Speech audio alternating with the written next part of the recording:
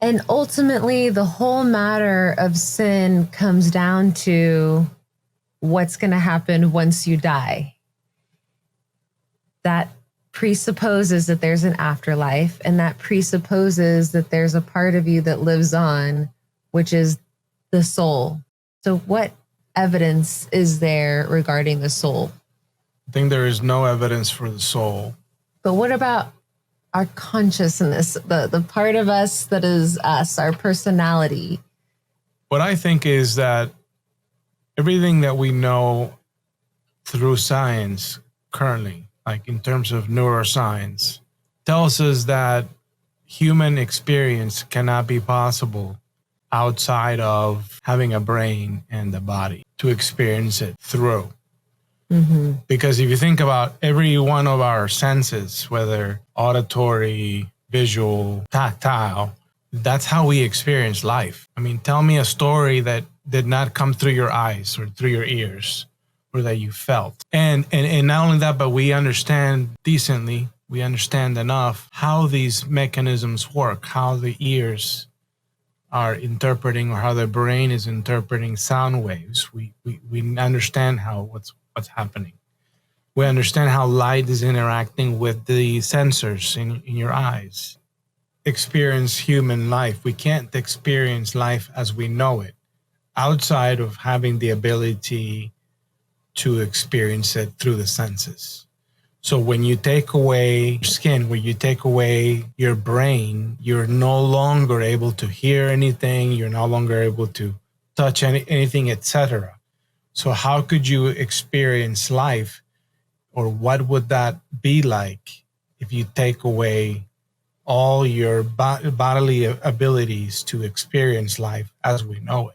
Mm-hmm. Could you recall memories? Without your brain. Without your brain. I don't think it's possible. Can you emit sounds without a body, without a throat, without your vocal cords, without your chest cavity that's sort of like a sound box for our voices? You can't. How could dead people communicate even in a ghost form? It's not possible. You see?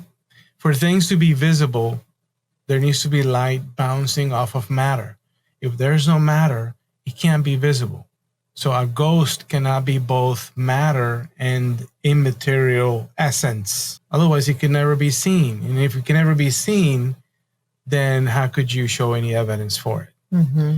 Ultimately, these presuppositions, they don't check out.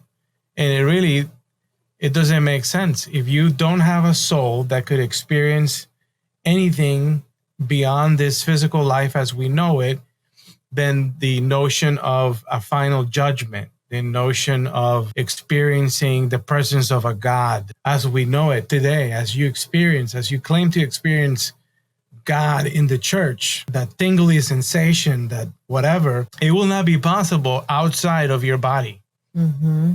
And I think, too, previously, people attributed like dark or evil personalities due to, demon possession or having an evil spirit or an influence of the devil. And now with neuroscience, we can scan the brain and say, okay, no, it's that, maybe this part of their brain is showing signs of depression or violence. And so they can see that it's physically due to something in the brain that's causing them to be this way, rather than it being this invisible essence of you. It seems like the evidence is going away from the idea of the existence of the soul, and it's more connected to the physicality of your body, your brain, it being physical. Yeah, and things not happening right, things going wrong in the brain. Mm-hmm. Definitely. And